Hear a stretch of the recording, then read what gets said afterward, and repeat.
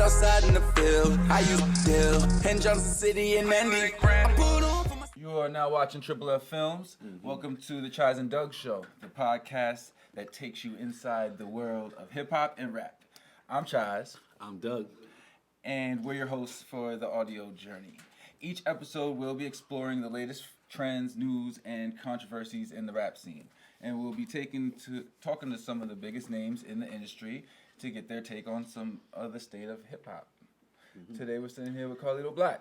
Yes, sir. Everybody pop out, tonight's a movie. But we all come from the jungle, so we gon' call it the Zoovie. Off the bag alone, she wanna do me. One for the VIP things that make a mother scream, but never have I told, bruh. Can't glorify my hood, I seen death more than I hear congrats. Those homies that I love to death, that I'm not getting back. My brother got shot, was hoodie up. Don't know why they hating on me, cause they never thought I'd make it, homie. Shorty from the A, wanna boogie, cut my diamonds, drowning all in a rollie. G'd up, cruising in the phone, put them strapped up. What's going on? How you feeling, brother? Feeling blessed, feeling beautiful. Good. I appreciate you for coming on such a short notice. You already know that's mandatory. I'm always show support. You're always moving. Definitely. You're active. Gotta stay active. I like that. So what inspired you to become a rapper, and how did you get started in the industry? Always been a fan of music, always had love for music. And once I started writing my own music and freestyling and things like that, that kind of like pushed me more into being a part of it. But I never looked at like taking it to this level that I'm at now. I kind of just used to freestyle and write music just for the love of it. But when I got to a certain age and wanted to do something different in my life, that's kind of where music became more of an option for me. What age? Like, what age would you say you were taking it? Like, this is what I want to do. This is what I want to do as a career. I'll probably say in my 20s. It was my 20s. Like, I was, like, from a teenager to my 20s, I was, like, kind of 1 foot in, 1 foot out, 1 foot in the streets, 1 foot into the music, and it kind of was like, all right, I got a decision to make. Okay. How would you describe your musical style, and what sets you apart from others in the rap scene? I'm very diverse, very unique. I wouldn't even say like I got one set style as far I can do it all, and I kind of trained myself to be that way. Like I was like, I don't want people to box me in and be like, oh, he can only do this type of flow, or he can only rap about this. I wanted to show like how far I made it with my skills. So I would say like universal like a controller. You heard? I could dig it. Well, like, who would you say like your core fan base is? Like when you're writing a record, like, cause you move around a lot. So like, what would you say like who you target with your music? Like who you representing? Where are you talking from most of the time? What's your perspective? Music lovers in general. I'm not really gonna say it's just like people who fans of rap, but people that love music in general. Cause like when it comes to the songs I do, I try to write and create music that can reach anybody. I don't care if you young, middle aged, older. I want people that really got love for music that can be like, as soon as they hear like 30 seconds of my music, be like, yo, now I'm tapped in, I'm tuned in. So I would say my fan base is anybody that's willing to hit that play button and listen, for real. For sure, no doubt. I respect it. Making your music, what's the process like? Like when you sit and actually like write and make music and record. What's that process like with all that in mind? It's just like a spontaneous thing. If I hear a beat that catches my attention, then I lock in. Or sometimes like I might have a hook or like a couple of lines in my head and it be stuck there because like you know how you'll hear like a line and that line will be there and you be like keep repeating it to yourself like this shit sound crazy. So I'll like if I have a hook in mind, I'll literally keep repeating that hook so I don't forget it. And then when I find the right beat, like I'll put the hook with the beat and be like, oh yeah, this is crazy, and then it'll spark a whole song off it. But like when I'm in the studio or whatever like that, I just be in a different zone. I literally just zone out. Like everything around me, like I'm in full music mode. You don't stop rapping when you're in the studio. That's a beautiful thing. That's full music mode right there. I'm Full going, music I'm mode. going. I just had to put that out there for your fans and shit. He does Yep. not stop rapping. If you throw a beat on, Carlito is going to start rapping. Fire. Some of them songs, I feel like you be freestyling them shits.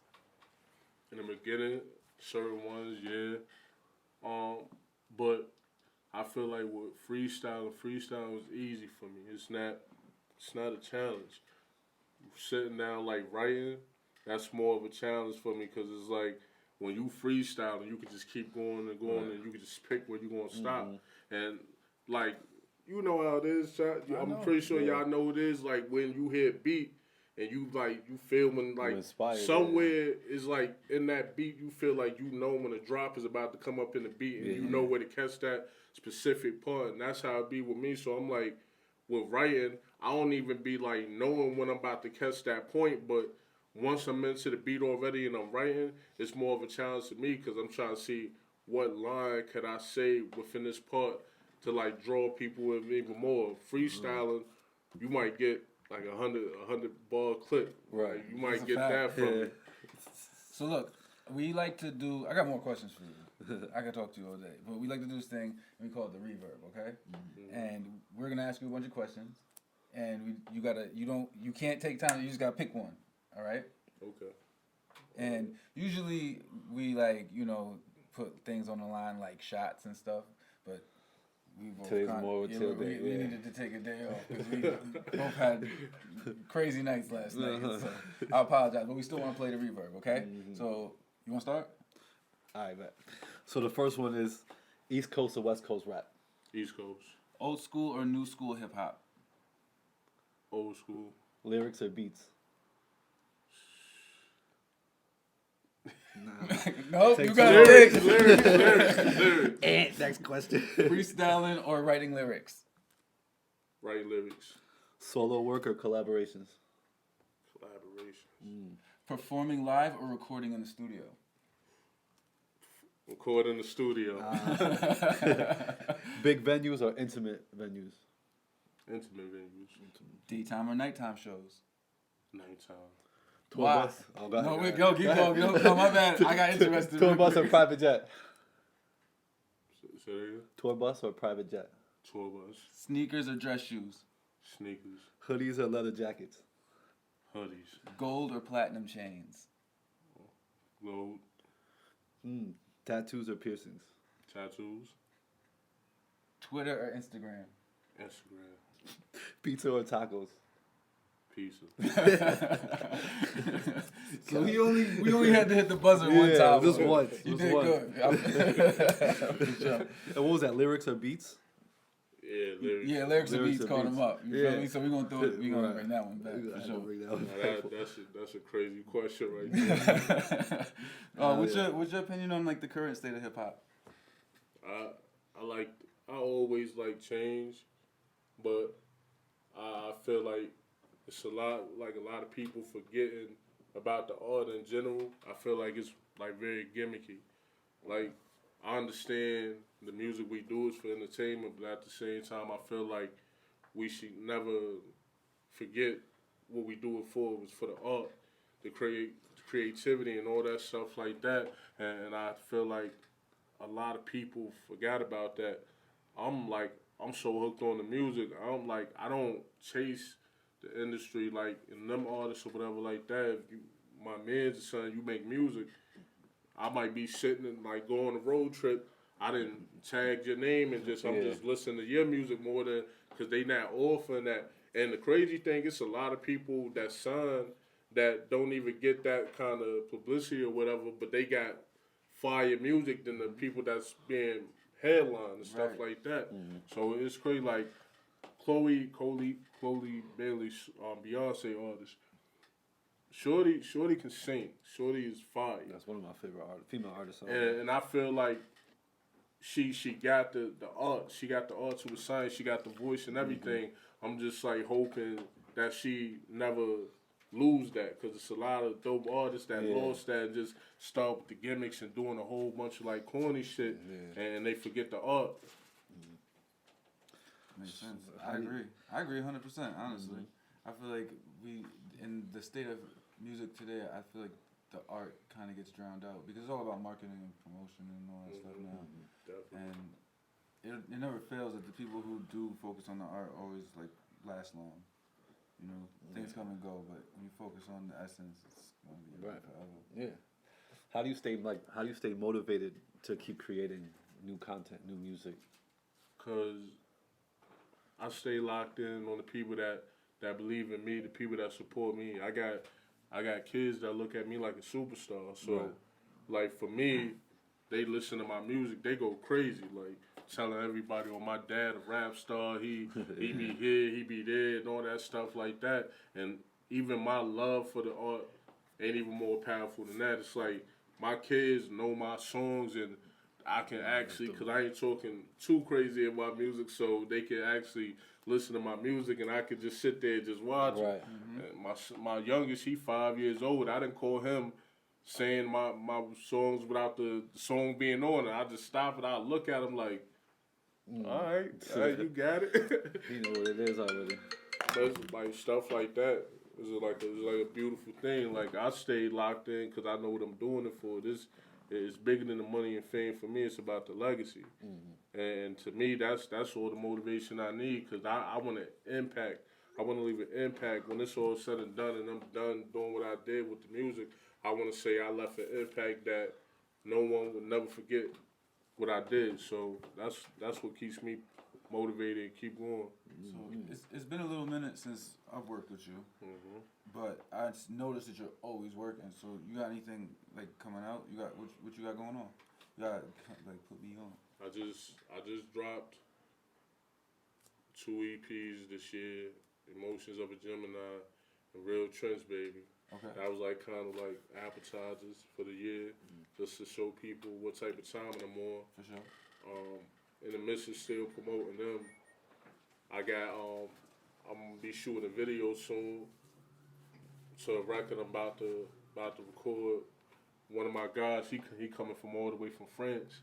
He coming all the way from France and stuff. He a producer and all that stuff like that. So he coming all the way to New York, and me and him gonna cook up, do some video work and record the record. I'm also working on another album, Carlito's Day, album that chize like heard me talk about years in the past. I've been talking about, but now I feel like Still waiting on it. I feel like after all the projects I done did and everything I done did in this, I think like now is the perfect time to put that Carlito's Day in the air. Like I feel like I earned the right on a personal level for me. I feel like I earned the right to make a Carlito's Day album. What's your goal? Like what's your like what do you want out of this music thing? Like what's your I know you've set a lot of milestones, a lot of markers, you've done a lot of things and you're gonna continue to do that. But what would make you feel satisfied? Like this is what I did it for. To make history. Like What's history to you? history is having the type of legacy that Tupac and Biggie have. History is like having the type of legacy that Andre 3000 had. Like I can stop the music, but you still like Tupac and Biggie, they gone. For sure. Their music is still talked about. Like if you can't listen to Tupac and Biggie and catch a vibe, you're bugging. Right. Like so, their music is like that. Then you got artists like Andre 3000. Then, just like I want to be able to say I made history and actually like make other people who have the same talent do the same. I literally want to do a movement that's productive, that's positive, that make people say, "Damn, he could do it, I could do it," and keep it going. No doubt. I just always wonder that because I feel like success and the goal is different for every single artist, and I've always kind of like wondered. I've known you forever, but I never really asked you, what do you want out of this? I would say like when it comes to like certain people, you see certain people want the money, then you say certain people want the fame.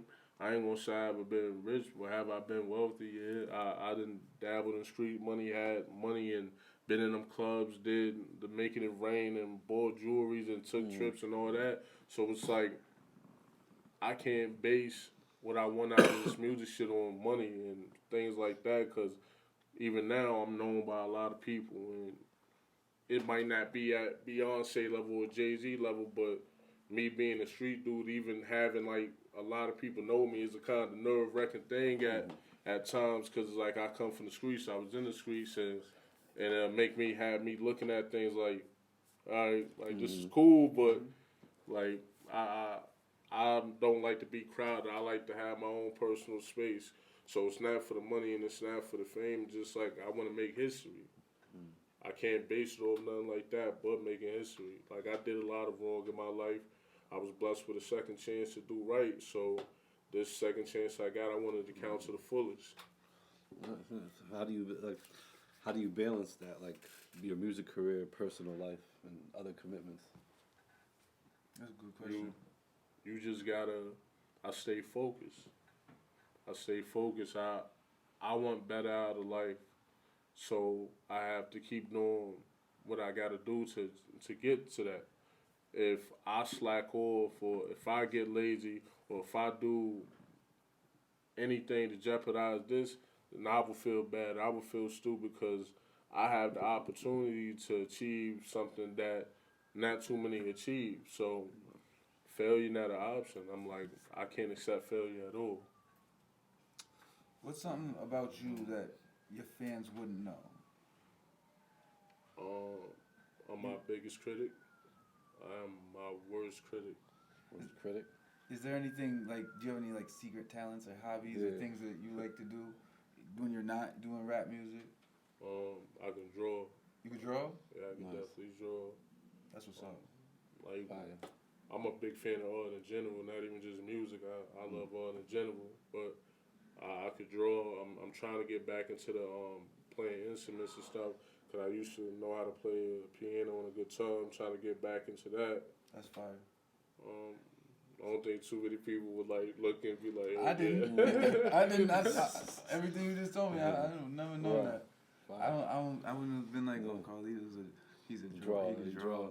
Yeah. Or he can play the banjo. The banjo. You feel me? He took it to the banjo. What do you feel like is next for you? Like, what's your next step in your career? Just elevation to the fullest. Like, I'm so locked in with who believe in me, and then with me believing in myself, it's like, I feel like it's so much I can achieve, and it's just so many people that I know for a fact I'll have the opportunity to bring along with me. Two and Finn, Cavalli. Shout out to Two and Finn. Jigaboo. It's just you, Chize, like, these are people I have personal relationships with, and we been locked in for years, and I'm just here to like kind of like make these openings and keep kicking down these doors, so I could just get a word to be like, come on, yeah, for sure. Like just come on. Yeah, that's what success sounds like to me, when I can put other people on, when I can open the door, I can change other people's lives and give them that platform to do what they want to do. Yeah, that's a fact. That's success. You got is there anything you want to let your fans know to look forward to? Anything in specific that you want to highlight? Any songs specifically on any of the recent releases that you dropped that you're like, that you need to go check this out? I want you to go get this. Be on the lookout for Fuck the Club Up. Two and Finn featuring Carlito Black. Please be on the lookout for that. For sure. Yeah. The club. If you ain't in tune, get in tune with my two projects that's out now. Real Trench Baby and Emotions of a Gemini. Definitely get in tune with that. They're everywhere? Everywhere. All platforms. Definitely. Carlito's Day. That will be in the work real soon, so definitely be prepared for that. I need some placements on that. I'm not going to tell you who's going to be recording that. He already know we talked about it. We're going to let that be a surprise, because a lot of people been asking a lot of things, so you'll see. That's all I'm going to say. You see, once I release this Carlito's Day project, you are going to get a lot of visuals from me. You're going to see Carlito engaged in a lot of things, because I don't know, just this feels like a special year for me. I feel like I've been putting in pain for a long time, and I didn't got that from the people that love and that support, and because ain't no denying I'm one of the hardest working people to do it. Like, at times I feel like I'm a one-man army, but I always appreciate my Shout out to reinforcements. your manager, though. Yeah, I fuck with your manager. He supports you, man. Yeah, a lot of people support me. Shout out to my manager, Nack Stars. Yeah. Shout out to everybody, like, in general, like, I didn't work with, I didn't did business with, that I didn't made music with. Like, me and Chize got over 60-something tracks that we recorded. So, like, off mixtapes, albums, and all that. So, gotta salute Chize for, like, me and him really put that pain in. Yeah, we do. Me and Doug definitely got to do something, too. Hey, man. I'm just like, I'm ready for anything. I feel like this is going to be a big year for me, so I'm just looking forward to it. No doubt. I'm here to support. We're looking forward to it. I appreciate you coming through. We're gonna wrap up. I appreciate the invite. I need you to come back. No, I'm definitely. I'm dropping Carlito. I can't say that I'm dropping Carlito's Day on my birthday. And I'm turning up. Shout out to the moneymakers too. I can't forget about that. Shout out to my moneymakers. Shout out to Student of the Craft. Shout out to them. Shout out to Cavalli. Shout out to Doug and Chize. Yes, sir. Appreciate my guys. Appreciate you for coming. Yeah, when you drop Carlito's Day, we're gonna bring you back out. We're gonna have some drinks and we're gonna celebrate. Let's do it. I'm with it. All right, brother. Definitely with it. Appreciate you. Appreciate y'all. Triple F Films. Call this a father's diary. Look, my son told me he had a nightmare, but when he woke up, I was right there. That little conversation made my life clear. This is what I live for. Got charges I might have to do a bit for. Instead of locking in with music and my kids more. A friendly face, a common disguise to conceal a snake. And she know what's up. I've been running around my town. I can hold you down if you need that, but you just tryna be a baller. Yeah. And you know what's up. So it's city, so I put it in a bag. Plus I got some bands up in his bad, that's why they mad. Fled the scene, you know them pussy niggas scared. Price up on his head, so we gon' leave a nigga there like.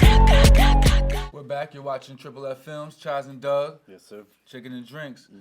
And we're sitting here with my friend, Christian Torres.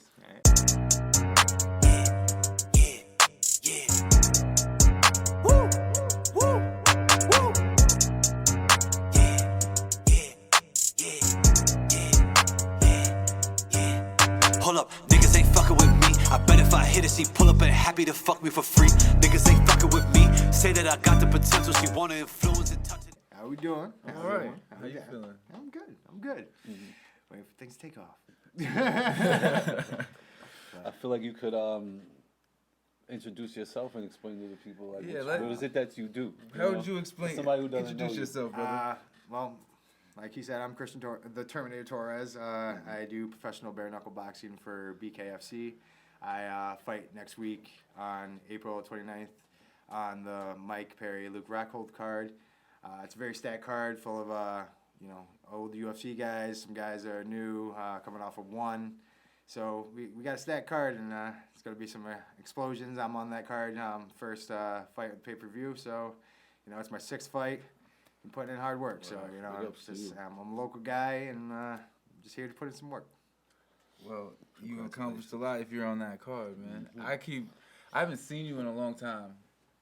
Well, I see you around, but I haven't seen you and talked to you like this in a long time. Yeah. But I've seen your journey. Yeah. And it's been really dope to watch. And I never thought that you would be knocking. I never thought you'd be knocking niggas out for a living. Because, you know what I mean? We used to fucking, in middle school, we used to go to my crib and smoke weed and do shit we wasn't supposed to be doing. Some stuff still happening. It's been a long journey, but it's been one where I'm very happy at where I'm at now. It took a long time of getting there, I guess you could say, because I was childish. I had drinking was a big problem in my life, kids, just a bunch of stuff that just kept coming in the road, and then now I'm just hyper focused. Like I said, 6th fight, so it's just and this is in less than 2 years, so I'm just busy. So it's constant train, work, and that's it. You know, nothing else. If you want to make this happen, and it's like I tell my students, you know, if you want things you never had, you got to do things you never do. So, you know, mind's focused. It's like a trap, man. So I got it. Yeah. So what inspires you to become a fighter, a bare knuckle fighter? Yeah, like there's boxing, yeah, because shit, there's MMA, like. Well, when I first, and it really took me going to jail for a year. I had a felony, and I was literally looking at 5 years going upstate for my first felony. You know, and I was sitting there one day, and I was good at calling the fights. I always used to win pieces. So they they were like, yo, when you get out of here, you know, do something with this. You know, if it's making money by betting or, you know, getting into fighting or doing. And I was like, all right, screw it. So, you know, I got out, and there was this guy, Bobby Alward.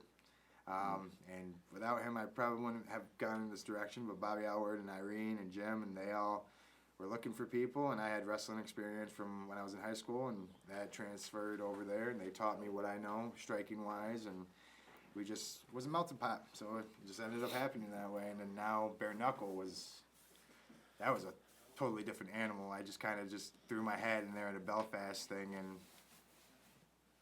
I ran through it. I really didn't put my time into it. Didn't think I was gonna get picked anyways, and I didn't. And then I met Carlos, and he, as my manager, is finding me great fights. And CNC management, if you're looking for a manager and you're fighting, CNC management got you. But with him, been doing some good work. So why bare knuckle as opposed to like boxing? Like, what made you? Because I'm gonna be real with you. A lot of people, you know, fight. They do. But you're a different animal than to just want to straight up, we fight. Like, you know, it's a different animal, man. So, like I said, when I was training a few guys. What do they call you? The Terminator. The Terminator. You know, but when I was training, I was just training guys. I wasn't really, you know, putting myself into it. I was 215 pounds. You know, I was not really had my heart and soul into it anymore, and I always told myself, I saw it, and I was like, I really want to try it for some reason. I just want to test my grit. I want to see if I could do this. So I stopped training guys, and I started putting my own focus on myself, you know, and which was a great thing because it's opened up a lot of doors. But Belfast tryout, that they came to New York, and they had people try out. So I was like, screw it. What could go wrong, right? So I went out. And there was a whole bunch of, I met Shady Grady. I met Devin Gibson. I've met Kevin Smith. I met Lorenzo Hunt, the champ he's now the champ. I beat Mike Richmond. So, you know, I met all these guys before they were, you know, Bret Hart. You know, I met all of them. And, well, I knew Britain before that, but that's not here nor there. But I met him there, and we started going, whatever, and I didn't get picked because I had to rush through it because I had a guy fighting in Rochester, which was 2.5 hours away. So I had to drive. So I was like, yo, listen, the fastest I can do this, I do it. Ran through it. Nobody picked me. Nobody had their eyes on me but Carlos. Carlos followed me around the whole time. Literally was like, I really like you. He's like, you got the look. He goes, let's talk. I didn't take him serious. Didn't take him seriously. I left. Took his number down, whatever, we exchanged, whatever.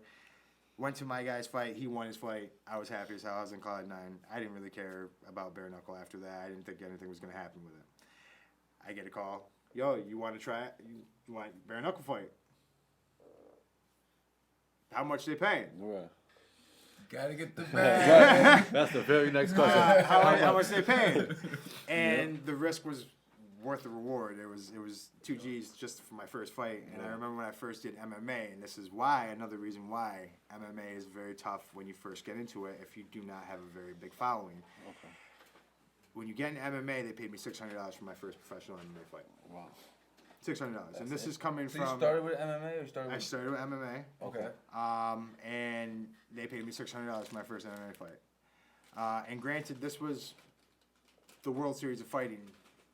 Before it became PFL. So this was like one of the third biggest organizations you can get into, and they paid me $600. Wow. And so they got to pay better. That's ridiculous. And they switched my opponent at the weigh-ins. and didn't tell me. So are fighters still getting paid like that? I don't know. I hope not. I hope that the fighter pay has gotten a lot better because the risk wasn't worth the reward. And I feel like a lot of the guys that are coming to bare knuckle who have no experience or who are trying it for the first time are coming because the risk is worth the reward. You know, if you're gonna put yourself out there, you know, make it worth it. You know what you're worth, and you know if you're gonna sit out there and go out for $600, dude, that's gas money, bro. If another fighter abroad was like, I want to fight Christian Torres, the Terminator. He want to get terminated by the right, the Terminator. The Terminator. What's the minimum bag you willing to knock somebody out for? Well, right now, if you gotta travel. Right now, with travel and everything covered and everything, I'm not supposed to disclose it because you ain't gotta disclose what you getting paid for this fight. Right, not this fight. I want to know the minimum. I need to know the minimum. 8 is the minimum for me to show up, and Okay. then we can start talking like. Because I was gonna say like win, 10 lose. Yeah. Okay. Then we can start talking after that. Okay. You know, 8's for me to show up now. You know, Right. and that's a great thing because I've worked my way up through the ranking from 2 to 4 to 6 and 8 to and that's just to show up because my name is you start getting notoriety, and then this fight is a very big one too because this one could be a ranking fight for rank 10 in the world for bare knuckle fighting because it's my 6th fight. I've been putting in work, and they notice it. And the organization notices the guys who put in work, and it's great. So I don't mind it. So 8 to show up. How much for you to get out there the first time? For the first time? Yeah, bare knuckle, not boxing. I'm talking not about the celebrity boxing shit they do. I'm talking about what he do. 10 bands, I'll show up. But you gotta make weight I'm too. not even gonna say I'm gonna win. You gotta Oh yeah. make weight, and then you gotta deal with like putting the weight back up. Not going in there. Like it depends on what your game plan is. Are you staying speedy, or are you gonna try to be the stocky put weight back on type? And that's the thing too is weight fluctuation is another thing. Is your guy coming from 215 cutting all the way down to 165 pounds, and that happens in fights. So How do you train for this? For how do you knuckle? train? Because I got a question for you. Yeah. So if you are fighting, right? So you got to fight in April, right? You mean next week? Wait, where are we? January, February, March? Oh, We're in April right now. Say you had a fight in April, right? Yep. And you knew about it in January, right? Yeah.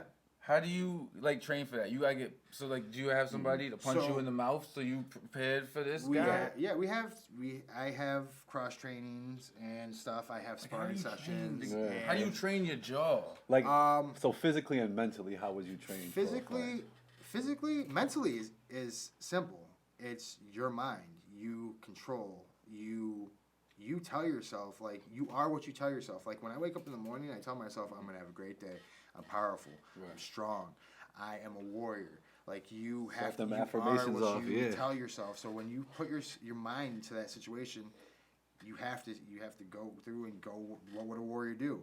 All right, so when I wake up in the morning, I get up, half an hour I'm looking at my shoes probably, but I get up, first thing to do, cold shower. Hop in the cold shower for 4 or 5 minutes. Cold as hell, cold as I can get it. Not just to wake up, but it also helps with your body circulation. It helps with a 3-hour raise in your dopamine levels, so that way you're feeling happy for over the time of what you're doing. And then if you're doing it before you go work out, it's even better because then you have control. So your mentality when you first walk into a cold shower is fuck this, I don't want to do it. I don't want to do no fucking cold shower. Yeah, fuck this, I don't want to do it. It's like the ice. I think you gotta be a little. So people say that, but the minute it only takes 11 minutes a week of cold, and that's literally a minute and a half, 2 minutes. And you said that raises your dopamine levels? It raises your dopamine levels. If you do it in the morning, it that's raises gonna your dopamine I'm gonna level. be angry. No, because when actually, you go through a dopamine level, the thing is, it raises it over a 3-hour span instead of it like if you were doing cocaine and it does it right then and there, and then it's 5 minutes down, you're back to falling asleep again. You're over a 3-hour span, and then when you work out too, you're also pushing out endorphins. You're getting your fucking adrenaline going. You got sweat going. So you got all of this stuff that's also going with that at the same time, so your body's alive and active. And then if you're fasting, that's another thing. Your glycogen levels are down. It's the lowest time your glycogen levels are down for your body, so you're actually producing more mite out. So you're actually, when you are hungry and you put something into your body and it absorbs what it's eating, like the fruit that I've been saying, the fruit diet or whatever, when you break your fast, it makes you feel so much better. Like I said, I haven't drank water. I drank like maybe a sip of water this morning just to take some magnesium and vitamin D, but besides that, I haven't drank water in 3 days. So, you know. How long does it take? Is it harder to drop weight or gain weight? Definitely harder to drop weight.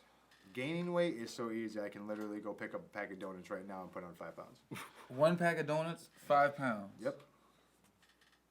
Literally, it's carbs. It's starches. Carbs. It sits in your body. Like. So how come I don't gain weight? I eat everything. I know, which is crazy. But you also have to think about it this way. You're very active. No, so I'm not. You do music. You do a podcast now. Always moving. You're constantly moving. Yeah. So that makes up sometimes for what you eat sometimes. But I'm guessing you don't eat that bad all the time. You can't eat like shit every single day. You go to McDonald's every day. No. No, exactly. You get. I see. I just had Burger King earlier though. Burger King. Yeah. I was just about to say. Fried I had a food- chicken sandwich. Yeah, fried foods are the enemy. But for me, like, I like the way that and feel the way that I feel and feel happier and healthier. Some people, you know, like you, it works for you. I don't know. Me. No, I just need the information on how to get bigger, cause To get bigger, you would need to just lift. Lifting is the key to getting big for anybody. Lifting and adding more food, eating more. Rice. Right, yeah, call Wiz too. I see Wiz too. He's been doing his kickboxing Wiz, stuff. I'm gonna need you to pull up on me. It's like rice. He's eating good wild rice. He's eating good organic starches. Not eating like I said, Burger King or eating at home is a very big Eat thing at home too. a lot. Eating at home a lot is a very big I'm not a thing good too. cook. If you're not, if you're not eating at home, well, even if you're not a good cook, if you're still eating at home, it's better than going out to McDonald's or going out to, you know, Burger King or going out to anywhere else and getting the food rather than you're eating it and you're making it yourself so you know what's in it. You know what I'm saying? You gonna knock this guy out? I'm gonna plant him on his ass. That's the plan. So, you know, it's just working that. He's a lefty. But like I said, April 29th, I'm ready. I fight ready. He's a lefty and he's a little unorthodox. He's shorter than me, which is very strange. I'm 5'8", so it's like a shorter guy for me is definitely strange. I've seen a lot of his videos. He has one bare knuckle fight on him. I definitely have the experience on him. Where's he come from? He's from Denver. No, but I mean, like, is his background boxing? He's a MMA? jiu-jitsu guy, from what I've seen. He likes to go to the ground, so he ain't going to the ground. So punch him in his face, basically. That's the plan. Is to just punch him in the mouth, dude. And just keep punching him in the mouth repeatedly until he goes to sleep. And then go home with the money. And then go home with the bag. Go home with the bag, the girl, and the weed. Have you ever had like a tough fight? Like, is there one fight that was like that stood out to you that was a hard fight that you had They're to, all tough, man. sit back and like when you that think one about did it, especially in bare knuckle, man, for anybody to get in there with you, they're all tough, bro. Yeah. Like especially I think the one name that really does stand out to me right now though is Stanislav Grosu. He took me out in my second fight. You know, I really, you know, when I saw him, you know, some of these guys, you look at them and they're like, nah, man, these guys ain't, yeah. And I really didn't put it under the training and put in the work for that fight. And he fucking planted me on my ass. He put me on my ass, put me out in the first round. So, you know, in bare knuckle fight. Bare knuckle. So, you know, there's a lot of guys, and he's and there's nothing to take away from him. He's a fucking game guy. He likes to fight. He is fucking down to throw down. So if I have to say anything, Stanislav, and I hopefully is Do gonna you want a rematch with him? Do I want to rematch? No, I do not want to rematch with that 6'4" fucking. Oh, he's big. He's tall. He's a big dude. It's like it was like So how does it? So do they go by weight? It goes by Like weight. Okay. And so being as tall, he's like 6'4" at 175 pounds. Oh, he a skinty. Oh, he's skinny, yeah. So, 175 pounds. so when I saw him, I was like, "Yo, you're super." Yeah, exactly. Yeah, sharp sharp knuckles. knuckles. And a lot of these guys who are tall, like another dude, Blake Lecrae's, he's about to fight, and he's like 6'5", and he fights at 175 pounds. And these guys who are tall are really. I'm I'm 6'3". I'm 185. They're really hard Like, to take out, so you got to have an art to Jeez. taking them out, Wow. and it takes a lot of precision. And you know, I'm still working on figuring it out. You know, and it's a formula, and that's why I go cross train, and that's why you see other coaches, and that's why you have to be open to everything that you're doing here, because this is literally your livelihood. If you step into this and there's no plan B, and there's no rope. You literally have to take in everything of what you're being told. So if you're being told, hey, man, you need to start moving your feet a little bit, your head movement needs to get a little better, your hands need to get a little higher, take that. Don't sit there and be like, oh, yo, you don't know. No, take it and be like, all right, so what can you tell me? Tell me, show me. And then once they show you, you start implementing it, start building your own style up. And that's the thing is once you start getting your own style and start implementing everything that you're learning, and don't ever take any advice as somebody's trying to give you. Take advice as it is. It's advice, and if it's something that's helpful and that's something that you can use, then use it. And if it's something that you can store in the back, store it for someday later. But everything is, especially in this game, martial arts. If you're not evolving, if you're not stepping up to the plate and getting better, you're gonna get left behind. So this is an evolution, especially bare knuckle. This sport is coming fast. Yeah. Very fast. Like I remember when I went to Belfast, we were in this little. We were at the world. We were at the world. I guess records hold place of Belfast, which is where they hold the records for bare knuckles fighting. So we were there, and it's this little town. If you wouldn't even notice it if you blink, But they are about their bare knuckle, and like you get put in records for that shit. Like my first bare knuckle fight when they were with the organization that they were with Scott, it got put into the bare knuckle record. So now every time I turn my thing over, if I look up my number, my fight is in the bare knuckle hall of fame. That's dope. That's nice. So it's like it's this sport is definitely coming up, and I definitely at 36 years old feel like I'm in my prime. I'm in the best shape of my life I've ever been. Mentally, I feel so sound. I have a good group of people around me. I have the best people around me that I could possibly have, and it's like I told you guys, the people who weeded themselves out were the people who I didn't need, and that's what was holding me back. I'm full bore into this. My family is full bore supportive of this. They love what I do. My son is supportive of this. He has watch parties. He's a wrestler. I'm hoping he does get into this, but we'll see. We'll see if we have a second generation, T1000 on our hand. I'm T800 old model, so you gotta get T1000 in there. Right. So but besides that, man, it's just hard work. If you put in the work, you can't complain once you get out. So that's why I've been putting in so much fucking work. Super. Yeah. It's about it. About it. No, that's we like to do this thing called the reverb. Here we go. I think we already know the rules. I think I overheard.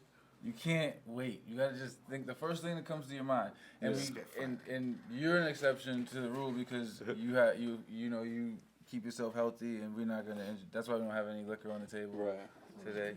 Even though it's chize, dog, chicken, and drinks, but. I don't mind if anyone else drinks. I don't mind whatever y'all. Anybody wants to do whatever they want to do. But you still gotta follow the rules. So. I got you. All right. So you want to start it off? All right, I got you. Boxing or MMA? Boxing. Heavyweight or lightweight? Lightweight. Punching or grappling? Punching. Ooh. Speed or power? Ooh. Come on. Speed. Trading alone or with a partner? Alone. Fighting indoors or outdoors?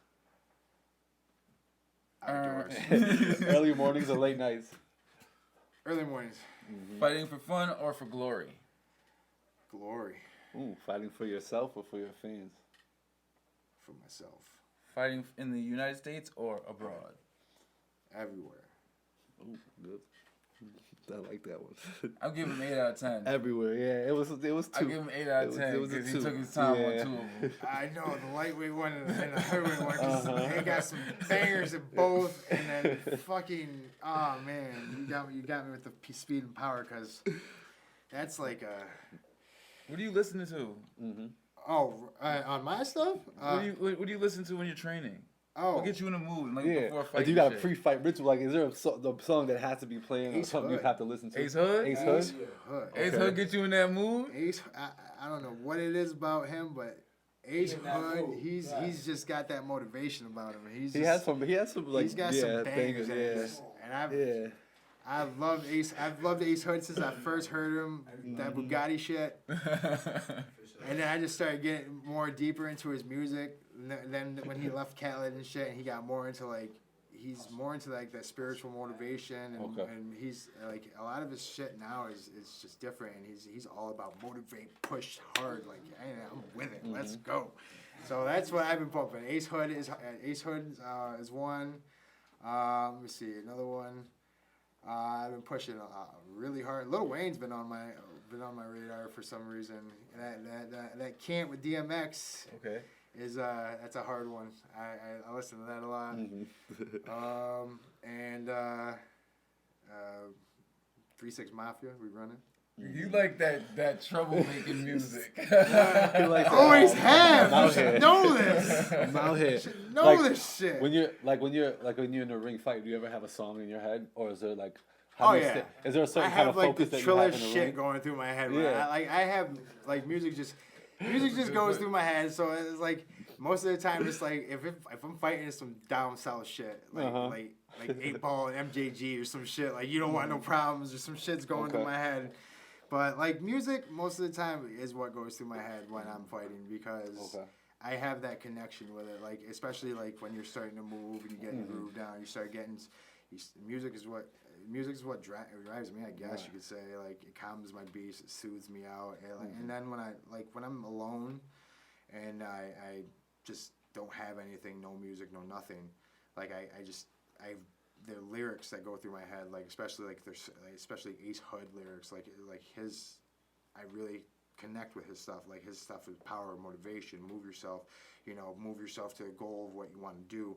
And my goal is always going to be, and I told myself this from the start, is I want to be at the top, and reaching 10 would be just the tip of the iceberg. But I told myself last time I was tripping on shrooms that I'm going to be top 3 in the world, and I envisioned that shit and saw and felt the belt, and just I'm gonna make that shit happen one way or another. I believe in you. It's all about. It's all about, what you put out, and what I'm putting out is positive, and I want to be able to be, known around here. I had a negative stint. I was bad. I got kicked out of schools. I did do my bad shit. When a lot of people, when they hear my name, Torres, they don't think very highly of me. They see me, and they're, that was a little punk kid. He used to, run around, do his bad shit.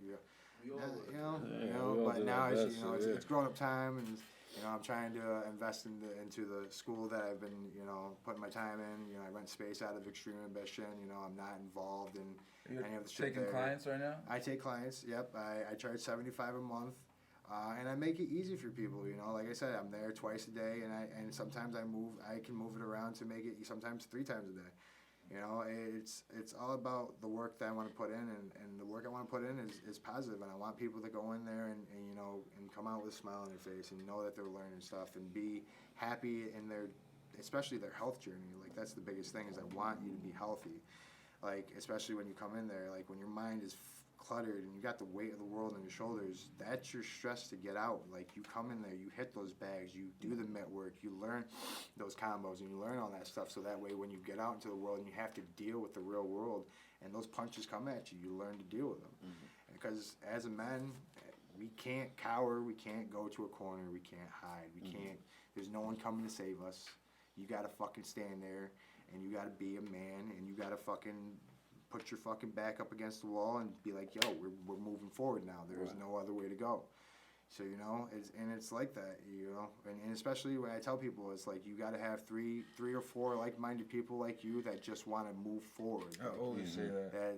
There is no going backwards, and I tell people, like, if you got 3 like-minded people with you, fucking, when you get to land, burn the fucking boats and move forward. That's all. That's the only place you can. That's the only way you can go is forward. You know, and that's the thing is people think you got to have a whole. It does take a community sometimes, but sometimes all it takes is 3 people to just have your back to just move forward. See the vision. A team.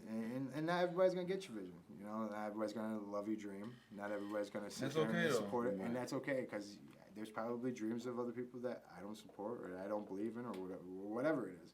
But to me, every dream is possible as long as you put it out there and you go out and obtain it and go get it. Then yeah, your dreams are well within your reach. You know, but every one of those people that are like, oh man, you know, no, I don't think that's gonna work for you. No, then don't come around me because I'm one of those guys that are like, you want to do this? Let's go do it. Right. Let's figure this out. Nothing's gonna hold us back from this. If this is the point where we're gonna go straight forward towards it.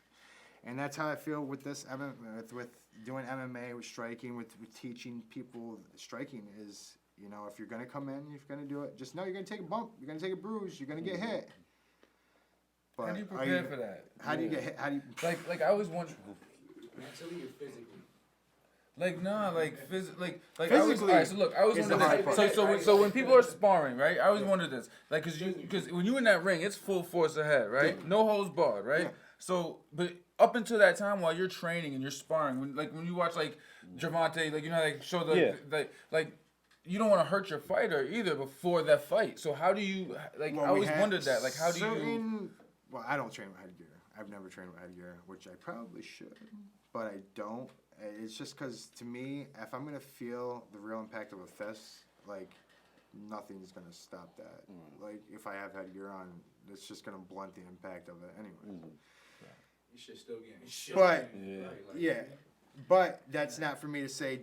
Do not wear headgear. Do wear headgear. Always take all safe precautions, please. I'm just a professional bare knuckle idiot, and I just like to have fun. No, I was just wondering that. But when you go into sparring, yes, your objective is not to hurt each other, but your objective is to find the weaknesses in the fortress, essentially. Like, I have my fortress, I have my skills, and then when I go up against somebody, he's going to have what he has, and we're going to see it, but we're not there to be vindictive. That's the thing. That's what separates, I guess, the fighting from the sparring. We're not there to be vindictive. We're not there to kill each other, like you say. But we are there to show you your weakness. So if you have a point where you lift up your arm when you're throwing a punch, me as a sparring partner, I'm going to punch you in that spot. And make you feel it, right? And make you feel it. But then when we're done, is that's when we have the talk. Is when we're having the conversation of we're going over, hey, this is what I see from what you're doing. And this is what do you see from what I'm doing? And what can I do? And what can I take? Can I put more pressure on you? Can I take the pressure off? Should I be more this way? And that's how you learn. Like, yeah, you guys are punching each other in the face. And I'm going to tell you right now, some of my best friends, we've punched each other in the face. Like DeAndre Porter is probably one. Feel good when you punch your friend in the face. Ask DeAndre the same question, and I'm sure he'll tell you, yeah, it feels good. Because the thing is, like it's the best to punch your friends in the face because they're the only ones who can really get you mad. They are the ones who are going to be. Yeah. It's not even to get you mad. They're going to be real with you. Especially if these are real friends, if these are real friends that really want you to succeed, especially in the fight world.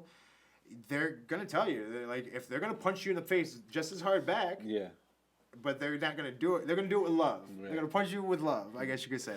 So you know, I love training. I love sparring. I love doing it because at the end, if there's somebody that who spars really hard, and you want to gain their respect, and you step in that spot with them. And you spar and you go at each other. That's how you gain respect sometimes. Sometimes you get into that gym and you're just like, shit, man. I just dove into fucking deep water. This is going to be crazy. And then you go in there and you start pounding the shit out of people and people start pounding the shit out of you. And that's how you start talking to people and start gaining respect and start, getting into that gym community. And it's crazy to understand it. But once you're in it, you start doing it. You'll learn, you'll be, okay, this is the guys that spar hard, these are the guys that are pros, these are the guys that have fights coming up, these are the guys that, maybe I should stay away from it this time because I'm not trying to go as hard as, and you learn that stuff over time. So being especially me as a fighter, I'm going for the hard guys. I'm like, oh, I don't want to do this today, but fuck it, I'm going to the hard guys first. Because you got to test yourself in every day is especially in MMA or striking, boxing. If you're not testing yourself and testing your limits, when you're leaving from sparring, it was a wasted sparring session. Because you need to be tested. You need to be put in deep water. Because I tell my son all the time, like, what are you going to do when you can't run? Mm-hmm. What you going to do when you can't escape? When there is no escape? What are you going to do? Mm-hmm. You can't cry, because what the fuck's that gonna do for you? Right. You gotta you're gonna fight. Mm-hmm. So you gotta fucking push forward. Right.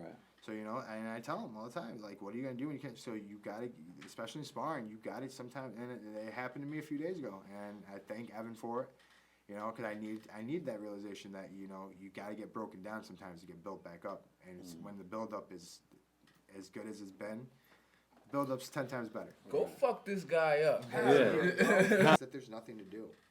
There's no after-school programs anymore. Okay. There's no hockey bobs. There's no place for kids to go. There's no place for there's nothing.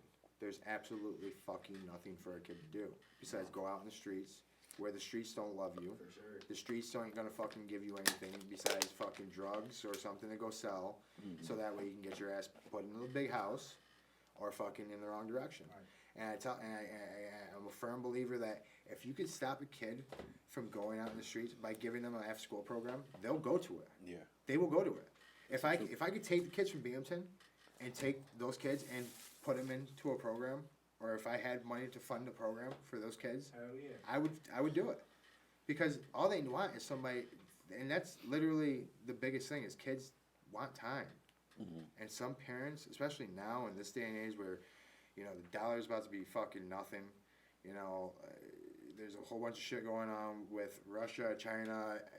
There's a whole bunch of shit that's going on. I'm deep in a whole bunch of deep in the rabbit hole. I just shoot videos and then there's like deep in the rabbit hole and shit like that. But there's nothing for kids to do out here, and that's the biggest thing. Is when I was a kid, I had Boys and Girls Club, I had hockey bobs, we were outside. And guess where they're at? They're outside, but they're outside doing nothing because there's nothing to do anymore. They're outside shooting each other because there's nothing else to do. Yeah, sure shit. But if, like I said, if you give them point them, hey, there's a boxing program. Hey, come over this way, there's an after-school program. I've literally told Marcos, who runs the building, I said, yo, spend $70, $80 a week. Buy pizza, buy soda, bring kids in here. I'll spend my time in here. They can sit here and talk to me. They can learn some stuff. And it will bring them in more and more and more. Because they're gonna find people that actually care. And that's the biggest thing, is I found care through, like, even though I had my mom, like, I don't have my dad. And that was big thing, still a big thing. My dad's an asshole, he's a piece of shit. Left me a long time ago, but still deal with it. I didn't have a direction, hence why I got in a lot of trouble. And my mom tried, and thank God for Joe, my stepdad. Thank God for him, because without him, I wouldn't have the discipline I have. He pointed me in a direction, and he stepped up as a man. So, kudos to you. Shout out to Joe. Shout out to Joe. But I don't talk about that a lot because that's a part of me that I don't open up a lot to. But anyways, Joe pointed me in the direction of wrestling because I didn't have a direction, and I started wrestling. And I wrestled up into high school, and then I started being a defiant piece of shit. And, kids, defiant, ace, whatever. Got into bad shit, got into jail, and I went in my own path. And then finally, my stepdad sat with me one day, and he said, are you going to follow the path? And I said, what path? He said, the path that's right in front of you. He goes, it's always been in front of you. He goes, you're combative towards it, but it's always been in front of you. Just follow the path. So what I did was I looked at that, and I was like, yo, listen, I just got to follow this. Just go to train. Don't let nothing distract you. Don't fucking talk to nobody. You want to party? Party later. No, your mind's locked. You got to lock in. And it took that, and took my stepdad being like, yo, do you want to be in jail for the rest of your fucking life? If this is what you want? Like, I was in jail when he was telling me this. Like, and he's like, who came to see you? No one came to see me. My sister came to see me with my daughter. You know, no one came to see me. No friends. Nobody. No one came to see me. So it was like that realization of my dad sitting there saying, like, there's no one here for you. Like, there's no one coming to help you. You have a path that's in front of you. You're a combat guy. Get into combat sports. So I got out and immediately started looking in gyms. Everything's costing arm and leg. That's why I said, Bobby, thank God for him. He opened up he built the gym. We literally built the gym in his garage, and we won 5 fucking championships in that gym. I won 2. Shout out to Bobby. Shout out to Bobby. I won 2 of them. He won 3 of them. And he's a retired MMA guy now, and he may not look like he's the toughest, but he will fucking take you into deep water, boy. But it's direction, man. And if you want to get kids off the street, if you want Binghamton kids to be more focused on being off of these streets, you need to give them a direction. Fucking send them to my way. I won't charge them to fucking... They can come clean my gym. They can come fucking train with me. I don't mind training. Listen, at the end of the day, money... I'm not gonna be able to fucking do anything when I die. Right. But things that I have in my mind that I can pass on to others, that's always something that's gonna be able to be passed on to generations, and that lives through you. So you're gonna be able to do that subconsciously without even being here. You know, if you teach somebody good discipline now, they're in turn gonna teach good discipline later. So you gotta be the one to fucking stick that boot up their ass sometimes. So give them a direction. You know whose boot gotta go up whose ass? Yours up the guy on Brandon Gertz. Yeah, I'm coming for you, boy. Go fuck him up. Brandon Gertz, I'm coming for you. But April 29th is a huge card. Like I said, BKFC, if you do not have the app, download the app. There is an app from your store. You can download it. We'll post the link. We will post the link. Make sure you give all that information to Nico. I will. But at the end of the day, like I said, direction, key, focus, that's all you need, and a good motivation. That is all you need. Where if people want to get trained by you, where do they find you for that?